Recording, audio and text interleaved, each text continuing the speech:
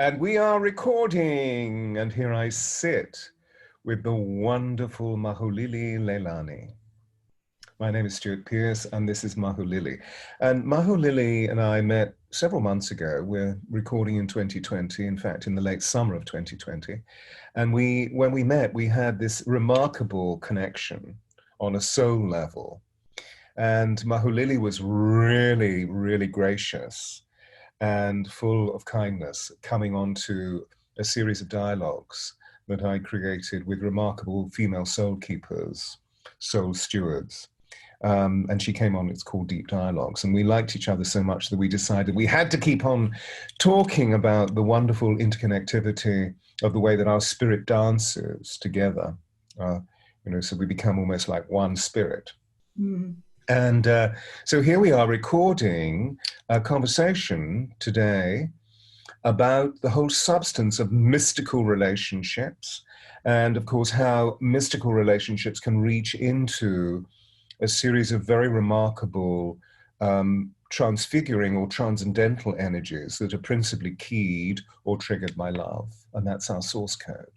Mm-hmm. It's wonderful to see you. It is, it really is. And the friendship and the sharing just continues to delight, doesn't it? Yeah. It does. It does. It does. While you were talking, my phone popped on its screen the dictionary app's word of the day, which was kindred. And I thought, yes, here I am talking with a kindred soul. And when it comes to mystical relationships, I'd say that feeling of being kindred is so much part of what people long for. And that, I would say, I mean, of course, the root of the word means being, kin, but apart from genealogy, I would say that it really speaks to what a mystic, in fact, is, which is a person who has a light lineage and communicates light field to light field. And I think this maybe is the special sauce when people are saying, they want to find their soulmate, for instance, and terms like that, which by now have become perhaps less clear than ever. And I think it's that soul to soul, but light to light connection that is the next level of dialogue beyond things like soulmate and twin flame. I hear you very loudly. It rings deeply in my being, in my soul. And what's also interesting, coincidentally, and of course we know there is no such thing as a coincidence, but I've had principal conversations this week. We're recording in the latter week and the last week of August 2020, where a number of key people that are coming forward to speak with me on the male soul steward series of Deep Dialogues have been expressing, I'm looking for my soul tribe. I'm looking for my tribe. I'm looking for kindred. I'm looking for kindred spirits. So it feels as though that, your narration about that is actually a very key theme around. So I relate to it on that level. But also I hear you on a very deep purpose that the definition of how many of us are yearning for connection. We're yearning for a kindred spirit. We're yearning for a soulmate or a twin flame. But actually, what we're really doing is we're yearning for the divine. Mm-hmm. And that's actually, I believe, the key of what romance really means. Mm-hmm. But I believe that what we've done is to trivialize it in many ways and sometimes weaponize it, because we've allowed our young ones to believe that romance is something that can be placed in a magazine about teen fiction, and it's all very literalized and very normalized. And actually, romance is the expression of an ideal of love that we are yearning for, that we haven't experienced for some time. And surely the ideal of love, we tend to think in a graded fashion, don't we, that go higher and higher and higher. But surely the chief ideal is that we stand before the divine and we are embraced by the divine. And that's the ultimate mystical union. That's the ultimate mystical relationship that we're looking for. Yes. And then we meet that into other considerable relationships, because I feel that when I meet you, for example, I feel that we're meeting on this level of integrated truth through our experiences of life, our individual experiences of life, through all of the metering that we've gone through of assessing who am I, not what am I, but who am I? And obviously, we both suffered, as humans tend to do, and then we've risen like Phoenix out of the ashes into a state of wonderful divine resolution, where we begin to feel that, I'm okay with this. And when we meet it, as I meet you, I see the face of God. Mm-hmm. Yes. I think it's been daunting to consider being and having that within what we might call the normal male-female relationship. And as a woman, as I've seen it, the idea has been more attractive to women. I think women can sort of better understand how that could work. But for men, it's like, wouldn't that mean the priest was there all the time watching? Wouldn't we want to like cover ourselves with fig leaves then all the time? So that idea that became so ingrained within religion, for instance, and all of the shaming around sex and so many things we can all immediately access in our minds, has led to, in part, an attraction to the idea, but in part a sort of like, but how would it still be earthy and sexual and wonderful, Yes, and I often feel that the true mystics that I've met that are within organized mysticism, and what I mean by that is those that have actually taken open vows either within Christianity or within the esoteric doctrine within Judaism. I've met Kabbalists who are obviously fulfilling a heritage of Kabbalism, so to speak, that they've lived in different incarnations and they've been in shul, whether they be rabbi or not, that there they are reaching into rabbinical wisdom, that many of them have taken a vow of celibacy. And yet there is no denial of sexuality, there is no denial of sensuality, there is no denial of sensory, the sense delights that we may feel guilty about, and maybe he's watching. Rather, those that are really true mystics, that they take the energy of arousal and they literally find ways of being able to not subjugate, but sublimate. So they use the energy in relation to their devotion. Remember, for example, there was an extraordinary nun who was actually a Carmelite nun, who I believe is now dead, but she had the most unbelievably successful TV program, a series, because she was an art connoisseur as well as being a nun. Oh, I saw some of those. It was really delightful. She was the most extraordinary human being. Yes, that was. And whenever she met the Renaissance painters, I mean by that the Italian Renaissance, and often dealing with naked bodies, she was so fascinated by the naked bodies and was obviously so turned on, but not in a prurient way, in the way of, oh, how beautiful that this should be one of God's creations. And often the bodies were engaged either in amorous or sexual acts. And she was so overt about it. I thought that was absolutely extraordinary. And she talked about, well, of course, I've taken a vow of celibacy, but that doesn't mean to say that there's a denial of my sexuality. It's offering my sexuality to the divine. And then, of course, the other part of that, before I hand over to you again, is the fact that those of us that are really living these deep pathways of mysticism, but most of us have been claimed to be alone in our journeys, and that we may have had significant relationships, but that actually spirit, the divine, life circumstance have claimed us to be alone, and that in aloneness we find the all-oneness Mm-hmm. that is our relationship with the divine. Yes.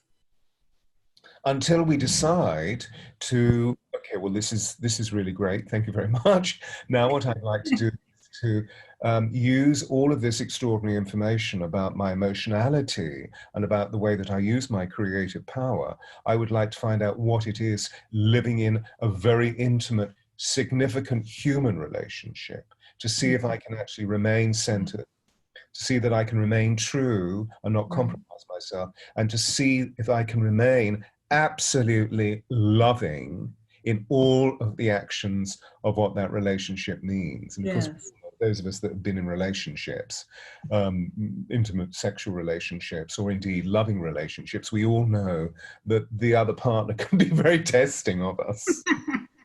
Not that we are ever. Yes. Exactly.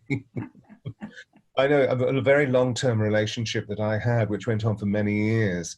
I was always being accused of manipulating the situation to bring about the greatest good.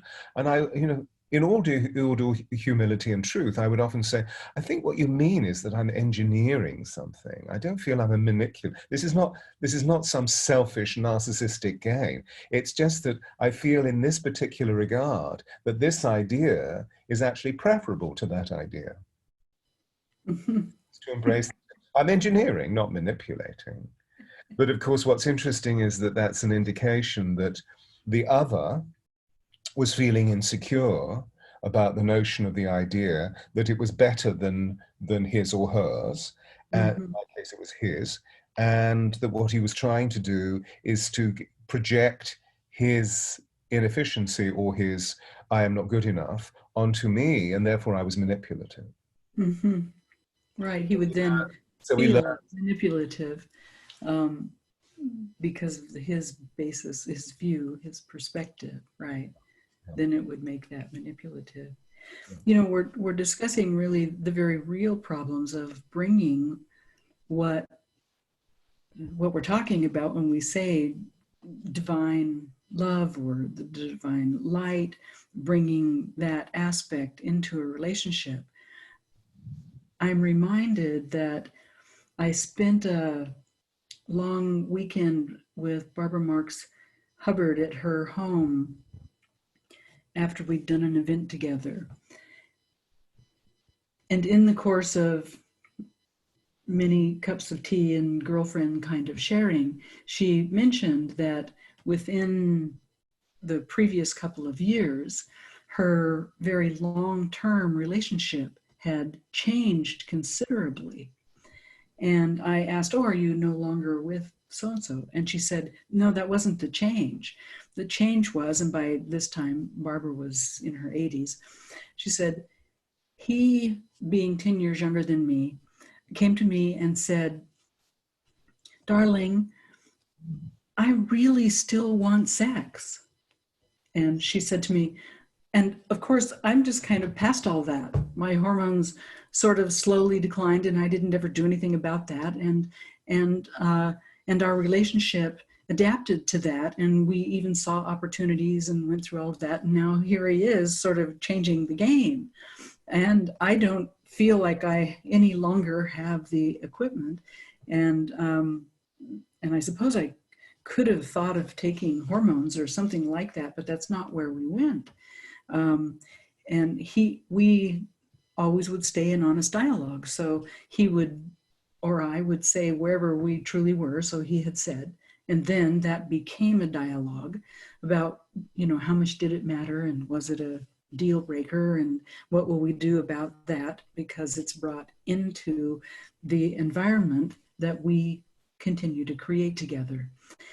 And finally, I went to him and I said, I've given this great deal of thought, and I can do it if we can move into sexuality in a completely different way.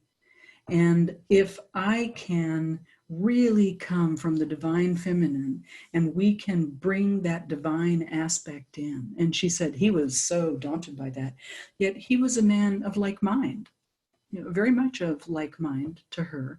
This was not some completely foreign new agey kind of thought or anything. It was all things he believed in, and yet he was very daunted by thinking of that actually within the bedroom. It's like, church is church and sex is sex. And then, they don't need to be in each other's way there. And he confessed that he felt very self-conscious about that and couldn't quite imagine it. And so they were in dialogue then about that. And he finally said, well, I really do want sex.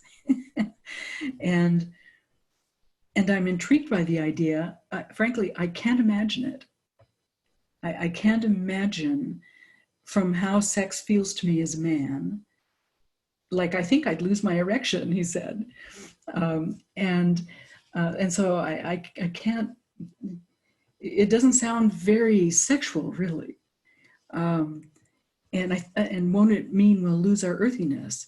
And she said, I can imagine it being not that at all. I can imagine it actually being more earthy. And he said, I think then I'm going to have to follow your lead, which might be partly what my difficulty is. And in a deep male way, to feel I have to be instructed by the priestess about sex, I think that's part of what I'm having to move beyond. So let's agree then that since you can conceptualize this, that I will follow your lead until it becomes we're both leading or whatever it becomes. And so she said, so then we began to go into this, and it became something amazing that I had never known that sex could be, and that I'd never really experienced in my life. Though as a woman, I'd sort of like wished for or imagined these kinds of things, but it was not really part of how relationships were.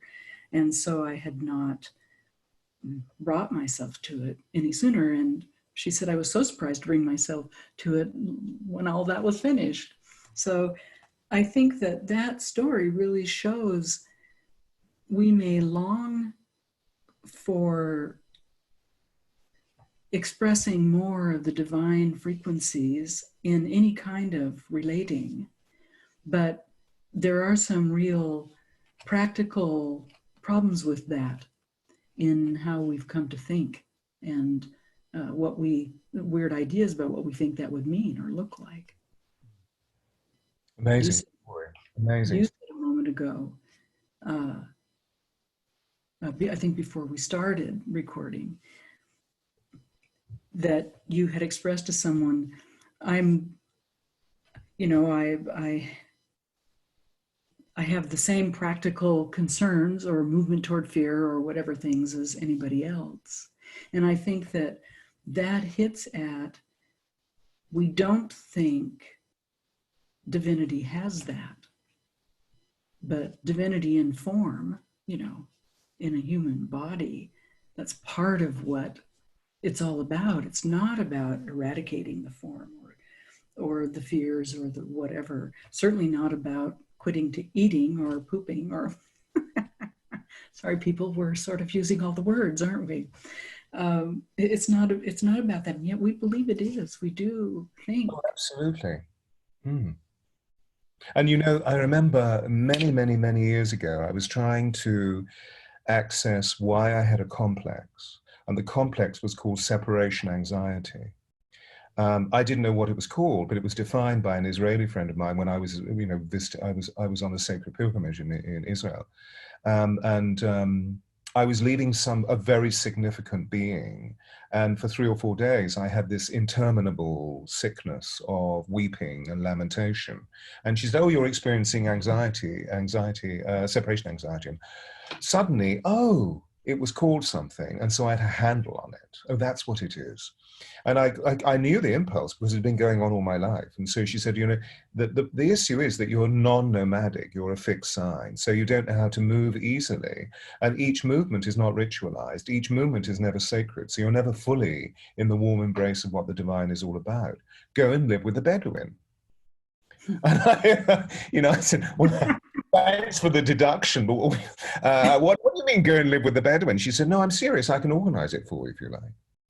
And so she organized it for me. And I lived with the Bedouin for nearly 4 months and lived as a Bedouin. Now, I don't mean four-wheel drives. I mean camels and goats and sheep in the desert, Wonderful. oasis to oasis.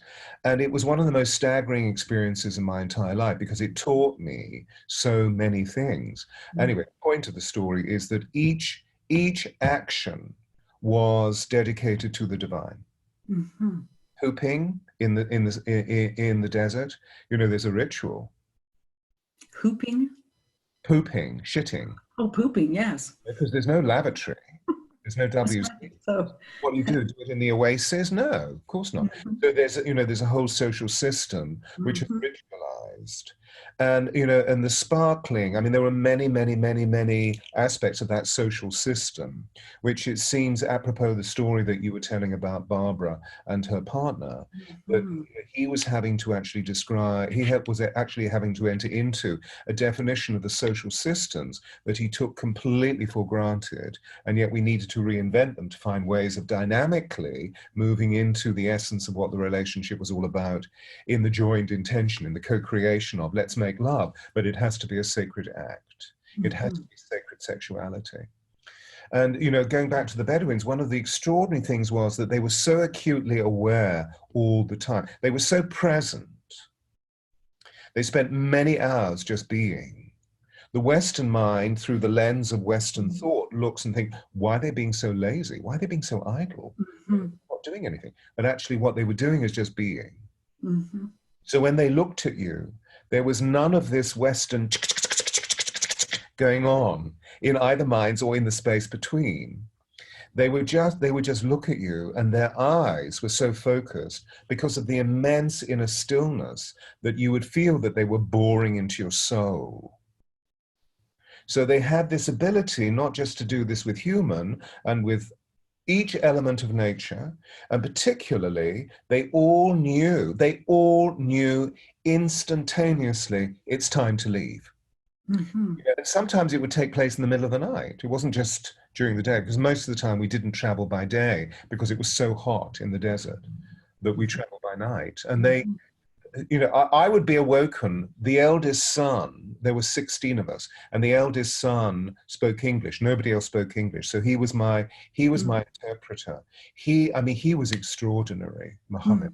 I've never seen him since that time, but we came so close. We would even sleep together, because my problem was that I was freezing cold in the middle of the night. I was so cold. I thought I was going to perish. And he said, come here. So he would spoon my body so that we would keep each other warm. And there was nothing sexual. It was completely sensual, warming. And so we became immensely close. And also, he spoke really good English, so he could show me how to look after my body, how to wash, how to, find somewhere to shit, etc., how to eat. How to ritualize it. I'm interested in how to ritualize use that word, that it was all ritualized. And this was the curing, do you see, for my separation anxiety, because I realized that there had been so many comings and goings as a child, and particularly significant people, my father, and it was never explained. They would come, joy, leave, loss. There was always this I intuited when they were going. I wasn't given any information. They weren't packing bags. 3 days beforehand, I just knew that something had stirred. And so that he showed me. I mean, for example, in the middle of the night, the wind would change and everybody would know. And Stewart would need to be told. He'd make me say, we're going. And everybody had their job. Ah, yes. So, the ladies the women would pack up the interior of the tents into boxes onto the camels. The boys would roll up the rugs onto the camels. The men would take the tents down onto the camels. In 10 minutes, it was all done. And they prayed all the way through the gesture. And then we'd be off. And then it was a question of, well, where are we going to end up? No, that's not even in their thinking. It's not how it happens. Yeah. And they would read sun, they would read stars, or they would, to me, one grain of sand looked like another grain of sand, but they read sand. It was extraordinary. And we would always find an oasis. They knew. They knew it inside. And then when we arrived, the whole thing would happen in reverse. But each task was prayed, and then we would go into the main tent. Coffee was made, and Papa, the clan chief, would say prayers to Allah, may his name be praised, for swift passage, great gratitude, gratitude, gratitude. And so I thought, oh, that's what it's all about. I need to pray my way through all of my relationships, my Mhm. relationship with food. And I think you've said something key now, really important for mystical relationships, because in what Barbara shared with me, that was the way they began. Exactly. She said, well, then I think the first thing that we have to do um, on our get lucky night um, or moment is we have to start with a ritual.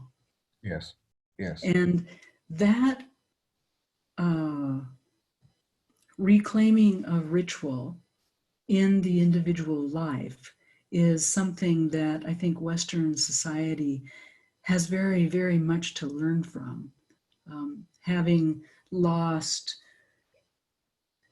often we're like here in America, for instance, we're um, so appreciating the North American Indian and their tribes and sort of longing to be part of their tribe, and often can be adopted and so on. But more, we've lost our tribe.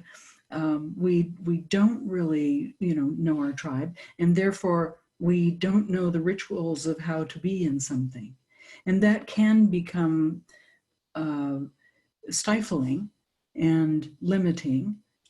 Those types of rituals can, of course, go to that extreme, which all of us turned away from. But bringing them back in now is part of what creates the relationships we're all missing and longing for. And in terms of our topic, I think the mystical ones, just thinking back to Barbara saying that was the first thing, was that each time they began with a ritual, a meditation, they sort of made up their own as one would need to. And that was,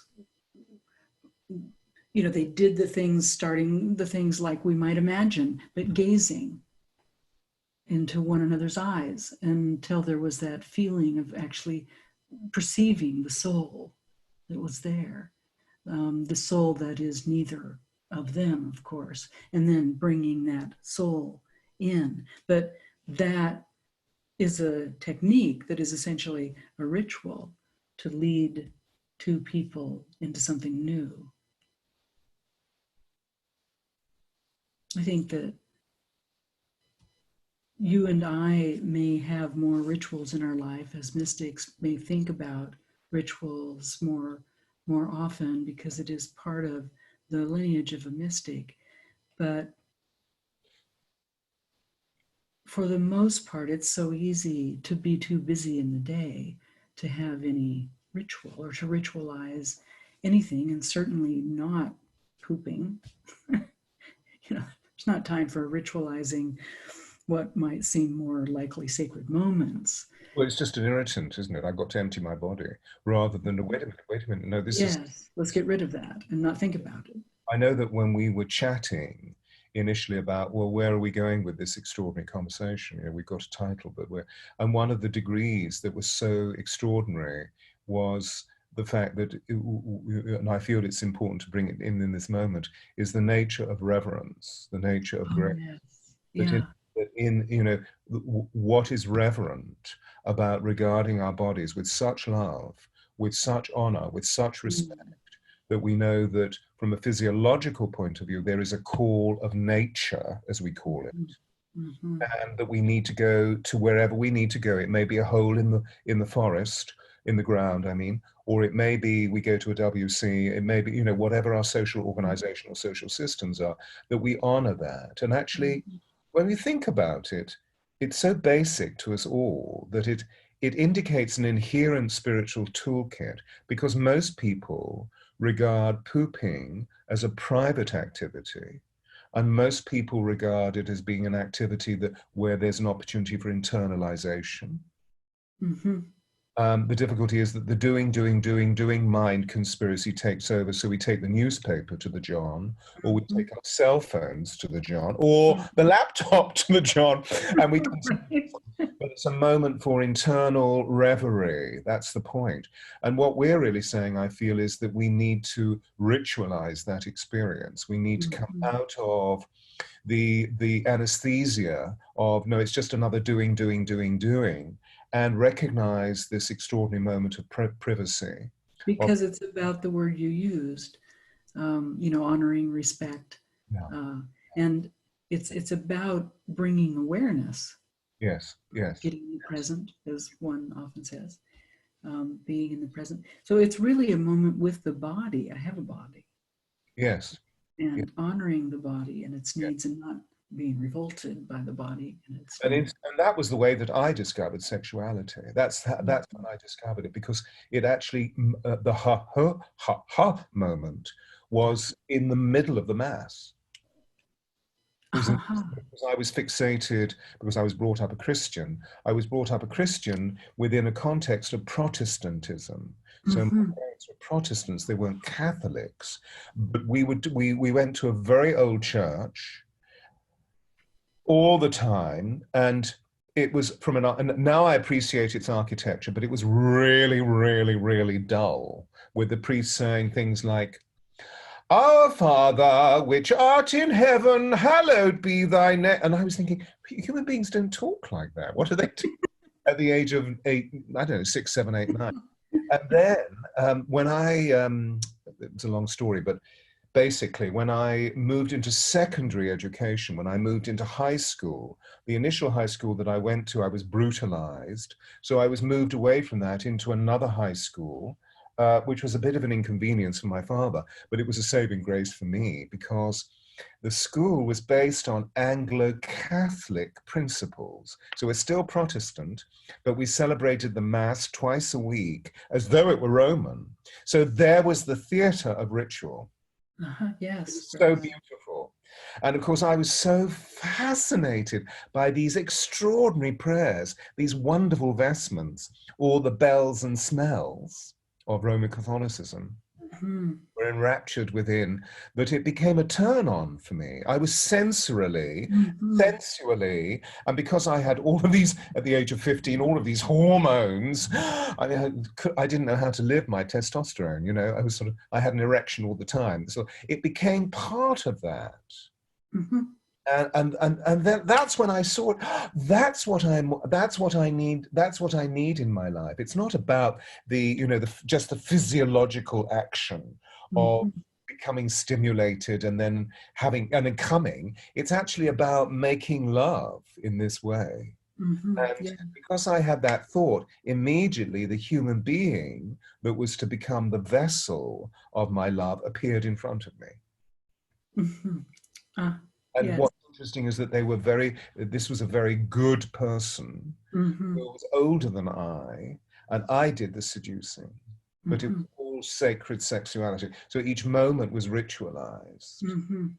Right. The point when 3 years later, so that was, quite extraordinary, that I was in a committed relationship that was going to go on for the rest of my life. That's what I felt the commitment was. But I was told by my partner, this can't continue, that what we did was to ritualize the departure of our relationship, which, of course, today is called conscious uncoupling. Yes, right. That's right, it is. Yeah.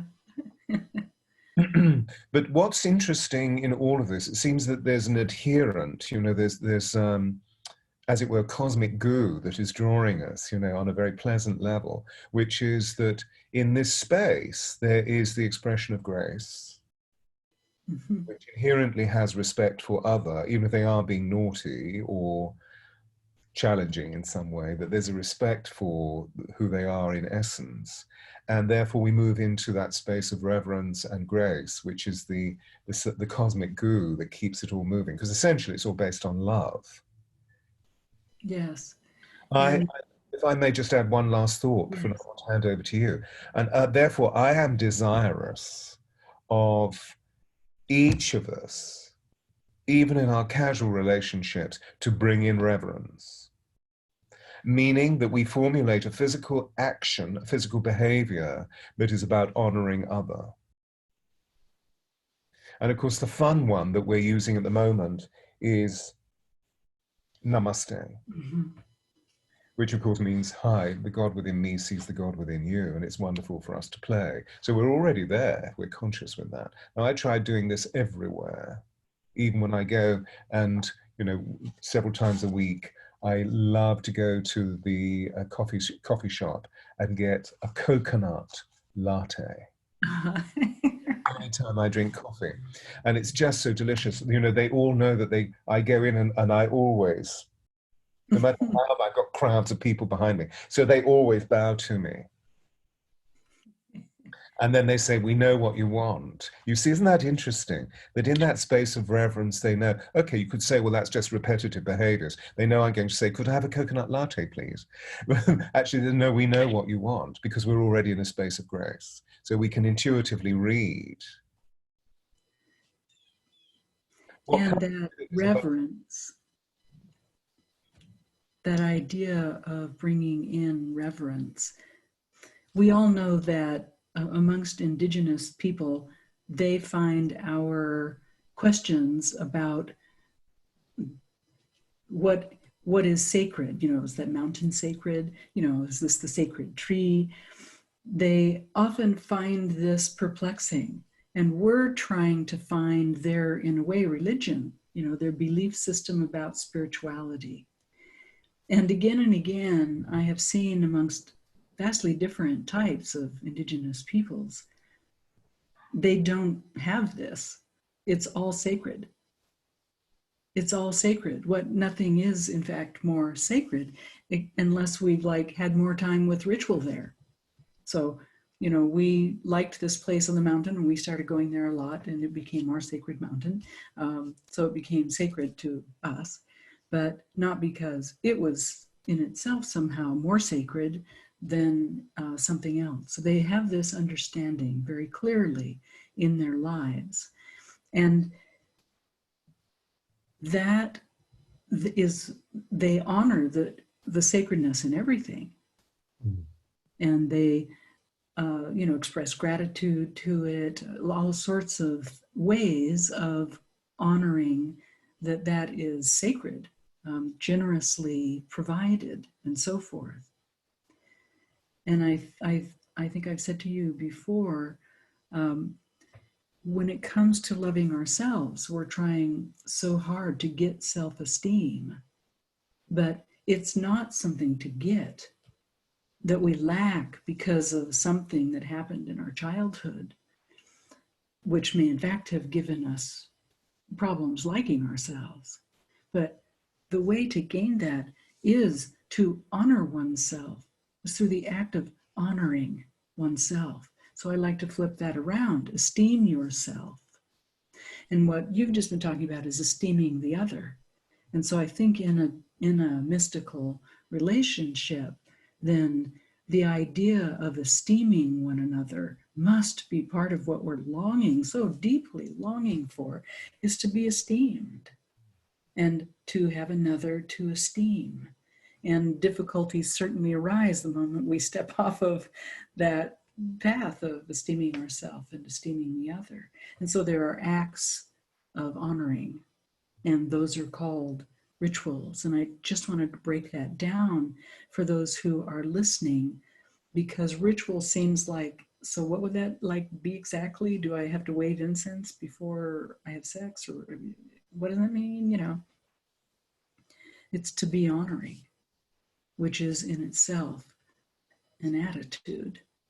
And so it can be to offer a gift or to offer words, but also it's just an honoring presence, an honoring way of presenting, isn't it? Yes, it's bringing oneself back into the present of the holy instant. Mm-hmm. And I feel that that's really what rituals are, that it's not about learning a certain behavior. When we look into rituals that are formulated within organized religion, it's learning a certain pattern, making sure the right prayers are said. It's not about that. Mm-hmm. What we're talking about yes, it's important about point. It is about repetitive behaviors, because repetitive behaviors are always securing. They're always safe. Mm-hmm. Mm-hmm. They bring us back to the vital essence of who am I in this moment, rather than what am I trying to become. I am enough in this moment. And so I feel that therefore the degree of really coming into the presentness of what is my body feeling in this moment, because feeling is the language of the soul. I need to honor this moment of what I'm feeling, rather than what am I feeling? I mean, most people say, I don't know. You tell me what, you know, it's no, what are you feeling? You know, so many people, when they come to me, they begin the soul reading with telling me what other psychics have told them about themselves. So of course I honor that, because there's purpose in that on some level. I try and perceive what the purpose is, and generally speaking, it's to do with the fact that they're just space filling rather than revealing something very genuine. And then once that is passed, I always say, now tell me who you feel you are, because that's all received information. I'm really not interested if you were Nefertiti in a past lifetime. Mm-hmm. What I'm really much more interested in is, did you scrub floors?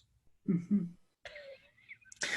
The balance in the extraordinary and the ordinary, because Yes. I'm so inflated by the extraordinary, so that we come back into the present moment and really feel what is my relationship with the divine? What is my relationship with the mystery of life, with the honoring and the awing and the wonder of transcendence? Because effectively that's what we're trying to refined, I believe. Mm-hmm. All of this is within, as we know. We're born with this spiritual toolkit.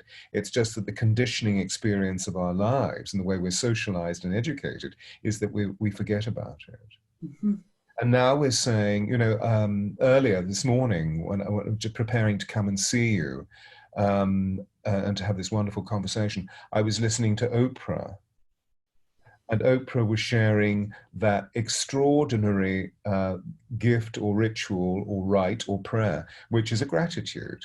Do we, at the end of the day, think about, well, now, what am I grateful for in my life? Or do we just simply take a sleeping pill or have another glass of wine or whatever it is, or a hot cocoa or whatever, and just fall asleep? Do we really honor, do we revere what the day has been about? Even if it has been challenging, what has it taught us and what are we grateful for? Which I feel is really beautiful. Finalizing. We talk a lot about beginning something, revering someone through a bow, through a namaste. Are we, for example, sitting when we sit down together, or when we sit down to ourselves to eat, are we saying grace? That's the ritual that we're really talking about.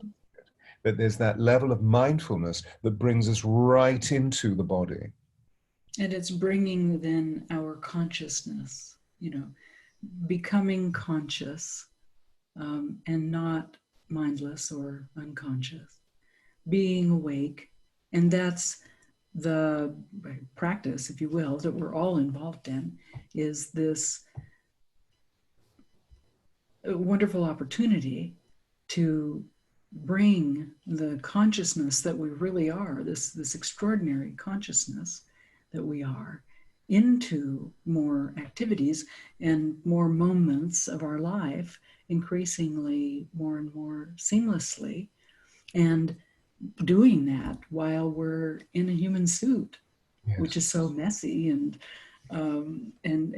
inconsistent. And so it's not something to keep falling short of. It's really like the journey. It's like the Bedouins might have said to you, where are we going? No, now it's the journey. That there was like the tent and whatever that might be called. Now it's the journey. So we are journeying, and journeying as adventurers, discovering how in form, with all of its challenges and conundrums, to live this consciousness that we are. It's journeying that, not trying to arrive at it. And then that's where the fun of it is. And that's where the joy of it is to keep journeying it. It's really icky when we're trying to arrive at it and just always falling short. You know, the perfection of that might be when we're dead, you know, might be when there's not form. But why did we take form? Not just so that we could realize that and then get the heck out of this form. No, you know, no, not for that. To journey it in form and to see what that means and what that might look like and how that might relate to others, because that consciousness is sort of formless, right? It's often called the great formlessness. And it's often said, especially in Eastern philosophies, that there isn't form, all form is illusion. And there's even then sort of the extrapolation that therefore undesirable form, and that desires are undesirable and so on. But really, you know, come on, we came into a form for some reason, for the joy of it, for the opportunity of it, not just to realize it's a bad thing and can't wait till we're out of here, or to sit in a cave with it, you know, once we realize, then to stay out of form as much as possible. No, that can't be it. That just defies any sense of deep understanding. To be truly in a mystical relationship is to say, all right, I agree. I put up my hand and I agree to take on, you know, with some sense of enjoyment and real adventure, this ability to express consciousness in the messiness of form, in the imperfection, to wed those and see what that means. And it doesn't, I don't think it means the obliteration of one at the expense of the other. No, I mean, I completely concur. You know, there are many thoughts and feelings are moving through me. You trigger as you go many responses inside me, and to bring them all together in some form of synthesis. My exploration in life for these last nearly now 70 years has been about the Renaissance mind, because it's an opportunity in civilized history, in our civilizations, whether this be organized or indigenous, where huge change takes place. And normally the change is augmented or initiated by cosmic cycles changing or by natural cycles changing, just as this is now. And one of those periods of great change in our history, because history is interesting, isn't it? We can look back and see patterns of behavior that can help us perhaps read where we are now, or where we might read where we would like to be in the future, because right now is pretty ugly, but I would like to create great beauty in the future. And one of them is the Elizabethan Renaissance. And as we know, words just flowed onto that stage of life through the arousal of literacy, meaning that words were being printed. They were printed slightly earlier on in 1465 by John Caxton, you know, with his printing press. But the noble people were the only people who read. And the ordinary people, so to speak, and we're only talking about 1/5 of the population, the noble people, they could read. And they could probably also read Latin and Greek, as well as whatever the English was that they were reading. But everybody else couldn't read. Now, if you don't read, you hear words in a completely different way. However, so Mr. Shakespeare came along, you know, and there's a huge subject in itself. And one of the people that he created holds what one of the greatest ideals of that time was, in a series of wonderful phrases, which I'd like to speak. And I'm going to sort of annotate it slightly, because it's largely talking about man, and I'm going to say man, woman. Mm-hmm. It says, what a piece of work is a man. I feel today we say, what a piece of work is a man and a woman. How noble in reason, how infinite in faculty, in form and moving, how express and admirable. In action, how like an angel. In apprehension, how like a god, the beauty of the world, the paragon of animals. Now that, the words may be a little bit strange to us both, or to Oh, others. it's so wonderful. So I can interpret very gently when it says, how noble in reason. Now, for them, being noble in mind meant that we had higher minded principles. So the noble people were often the custodians of those principles, of those ideals, and they didn't talk down to their servants. There was something called beneficent patrimony, where they looked after their servants with as much grace as their own lives. It was called grace and favor. And that was the system that I was brought up in, that my parents were royal servants, or my dad was a royal servant, and we were brought up in grace and favor. But the royals were the royals, and we were the ordinary people, but there was this blending of reverence. Mm-hmm. So how noble in reason means that we have high thoughts. How noble in reason, in how infinite in faculties, meaning that we're aware, our faculties are our senses, that we're able to actually see everything, feel everything, hear everything, smell, taste everything, because they're at the very edge of our consciousness through which we perceive everything. We filter all our beliefs, all our attitudes, all our likes, all our dislikes through them. In how infinite in faculty, in form and moving, how express and admirable. Is each action beautiful? Is each action gracious? Even if it is wiping our bottoms, or meeting somebody, is it gracious? Is it mindful? How in form and moving, how express and admirable, in action, how like an angel.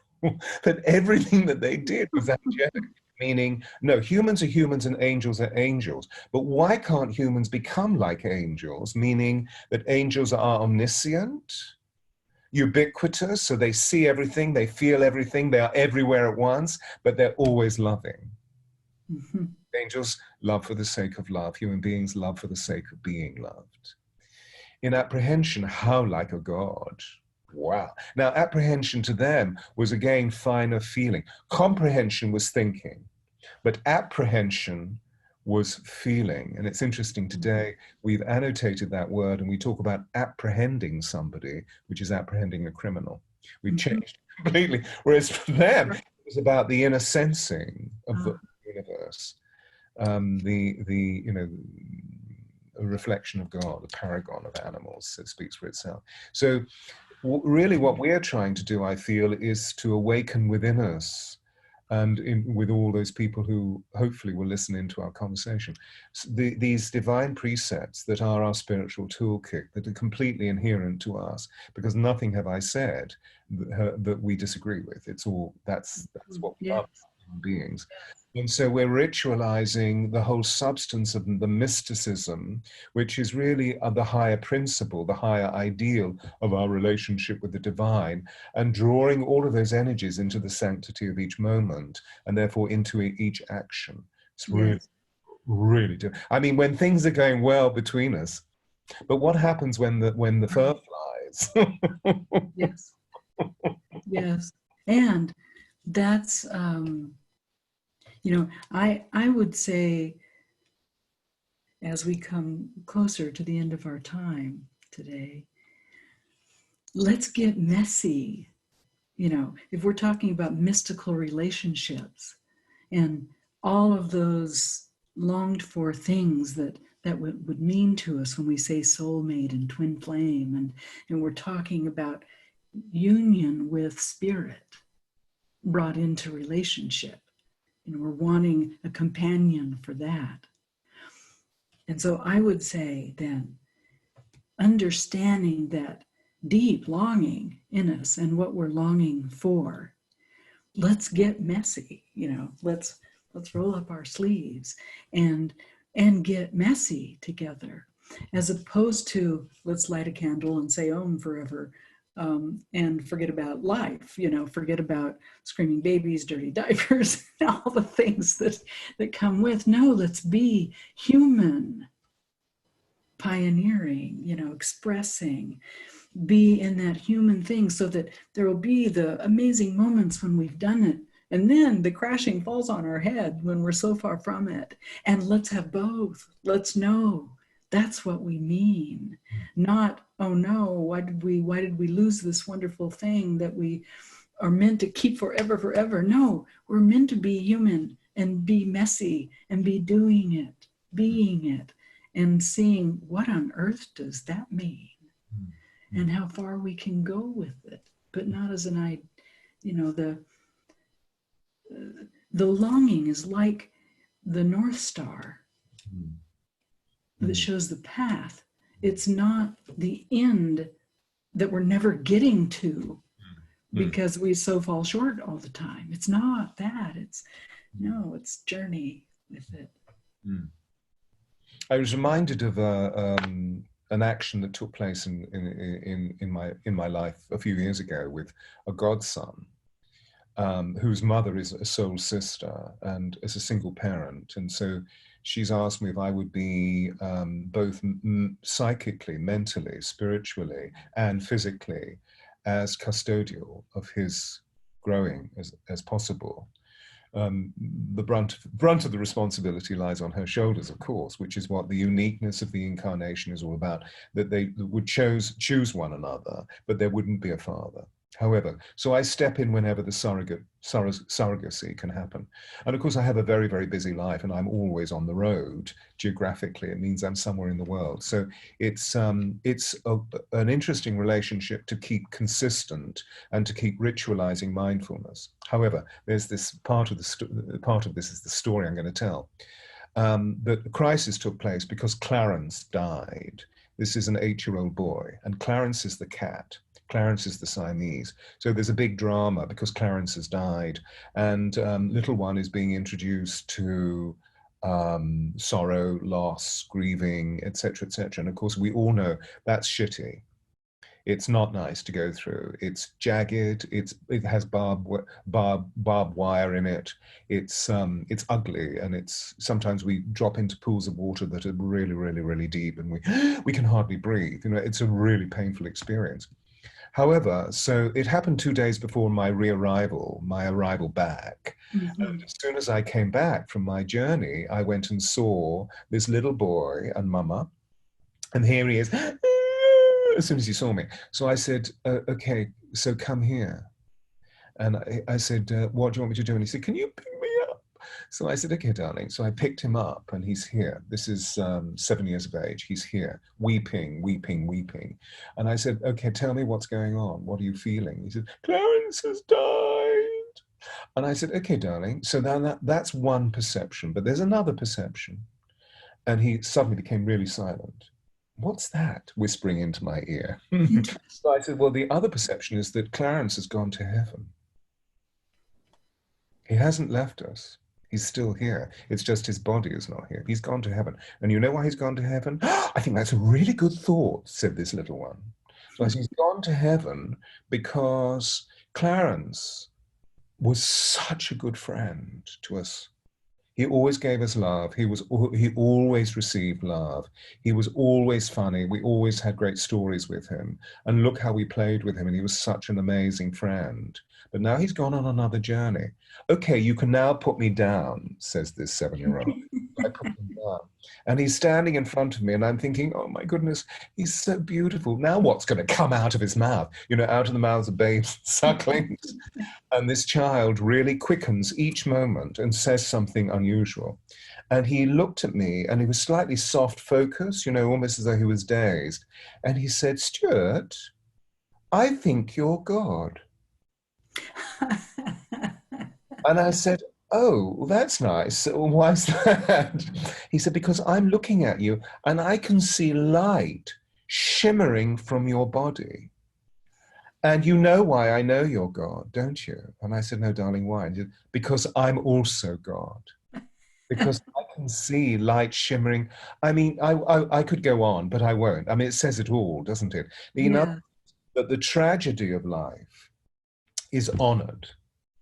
And we say our prayers to Clarence, and we grieve, and we experience loss, and we honor loss. But then there's also the transcendental. And it seems to me that when we move into the mindfulness of the rituals of our mystical unions, our mystical relationships, that they can be just gentle thoughts. You know, for example, when a partner comes home from work and you say, so how how was your day? And they go into this whole story that we just, whatever we're doing, we just simply say, okay, so how does it feel?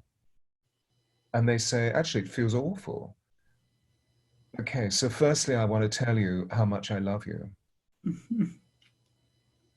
And part of that is an overture to saying, you're so wise that this is shitty, but I know you're going to get through this, and you're going to get through it with flying colors. Because actually, when I look back, you've always done that, and you've learned so much by the mistake or the failure or the drama, because you're wonderful. There. The true honoring of love, the true Yes. honor. And therefore, I anticipate, I don't demand, but I anticipate in all of my significant others that they do that. And when I say significant others, I'm not just talking about lovers, I'm talking about my intimates. I anticipate that they do that, you know. So I demand it, delete. I ask of it, you know. For example, if I'm telling a dear one about a problem that I got or a challenge, and I'm trying to wade my way through the difficult waters, and they start to fix it, I say, would you please be still? I haven't finished. I want to get this all out. And then when I've got it all out, I would really love you to respond. But I don't need you to fade it or fix it or hide it. I'm just really asking you to hold this space for me. Or when we've achieved something and we're really, really happy, how often do our friends say, well done? Yes. That's the essence of honoring and ritual right there. You know, it's that's the core of it, really. To honor it, it doesn't mean you have to have solution or wisdom or anything profound, but to honor another, you know, truly such an antidote for the world. Mm, Just to say, really well done, mm, mm. or you know, I affirm that you're such a wonderful person, or whatever. I Doesn't was need to be more lofty than that. there's one other degree which I feel we possibly need to mention before we close our conversation for today, and that is that I feel many people might be asking, how do you know this? What is the knowing? And I guess what we're really talking about is we're opening up our intuition, our inner teacher, so that we know. And I was thinking, well, what is that? You know, as one does. Intuition is the superhighway where the angels move.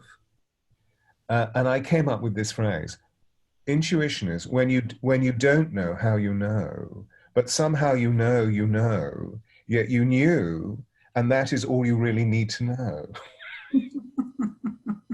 Journey. It's isn't it?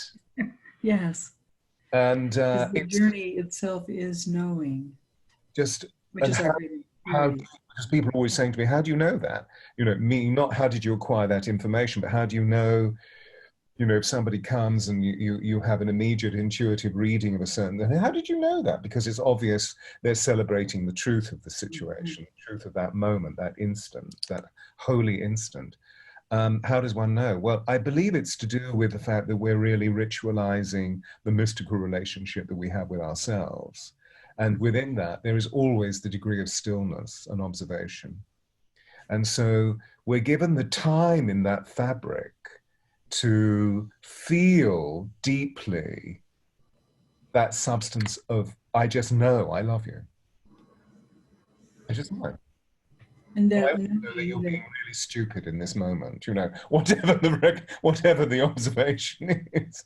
And I want to help you understand why you're being stupid, which is not a condemnation. It's like, was that the highest choice? Was that the highest choice, or was that the lowest choice? What's appropriate and what's inappropriate, what's accurate and what's inaccurate, wrong, what's right and wrong, and what's good or bad.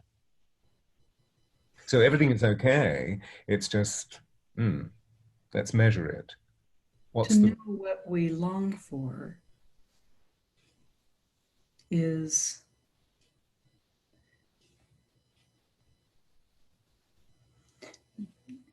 what gives us how we'll know. So if the Bedouins find themselves in movement, and the question isn't where are we going, it's now we journey. And how will you know when you arrive where you need to? Because we will find ourselves stopping. But how will you know that? That's the one who must, it's like how to be guided by. What is the thing that will let me know? That's having lost the ease with now we are journeying there to where we are going. Yes. And we'll know it when we are there. Yes. I'm reminded of this story, and I guess we need to reach a point of completion, don't we, for today. The beautiful painted arrow told me, which was that it was handed down through his peoples from the lineage where this would have been experienced, meaning that when the white settlers and the white authorities were beginning to rape the land of the native peoples, and because most of us know about that in the sense of not the historical feature of that happened, but of the way that the white peoples had lost the sense of value and celebration and believed that that land is mine, whereas the Native American people were saying, well, nobody owns the land owns itself. However, they were being socially organized into, no, you have to go and live in that reservation over there. And sometimes they would travel, not by horse, but by iron horse across the prairies, by the great steam engines. And then they would arrive, but they would actually sit in the station on the floor or the stopping point. They would sit, and sometimes they'd sit there for days. And the whites were saying, what is your problem? And they would say, we're waiting until our souls catch up. Mm-hmm. Which is that honoring of absolute. Of journey, yeah. Journey. So, as usual, this has been an extraordinary. Yes, so fun to arrange. And I really thank you. I really honor you for this wonderful, wonderful. And we're going to do it again. And so, for those of you who are listening, Mahu, Lily, and I have decided that we're going to offer 3 conversations, and this is the first. And the next conversation will be something for you to look forward to, which is all about the cosmology of relationships and how we can really understand what the true intention of feeling is all about from a cosmic point of view, so that we can again download that information from the software of the source into the hardware of our bodies and know what to do with fear, know what to do with loss, without stopping the energies of just understanding how we can live the cosmology of feeling, because feeling is the language of the soul. So yeah. At a very practical level, these are things that we all like to hear as much as we can about, how others are managing, what we've learned about it, because it's something that we have a great deal of need for throughout every single day. And as a ceremonialist myself, I look forward to talking about the ceremonial aspects of moving through those things as well. And I'm sure that you have that perspective too. But it's quite a nitty-gritty topic when we move into those types of feelings and patterns. It's about really being human in it. Namaste. Namaste.